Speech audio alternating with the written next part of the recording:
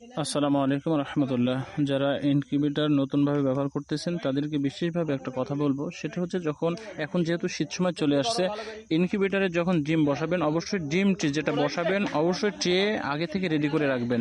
Ready বলতে গেলে একেবারে ইনকিউবেটরের কাছাকাছি রাখবেন, কারণ শীতের সময় যতক্ষণ আপনি খোলা রাখবেন, যত দেরি করবেন দূরে যদি আপনারা সেই ডিমটা রাখেন, ওই ডিমটা আনতে তারপরে বসাতে আপনার সময় লেগে যাবে। সেক্ষেত্রে ভিতরের ডিমগুলাতে বাহিরের বাতাস, ঠান্ডা বাতাস যে ডিমের উপর প্রভাব পড়বে, সেক্ষেত্রে আপনার বাচ্চা বের হতে আপনার সমস্যা হয়ে যেতে পারে। বিধায় আপনি অবশ্যই ডিমগুলা একেবারে রেডি রাখবেন। প্রয়োজন হলে আপনি সাহায্যের জন্য কাউকে নেবেন, যাতে করে আপনি ইনকিউবেটরের কাছে থাকবেন, কেউ আপনাকে সহযোগিতা করতেছে।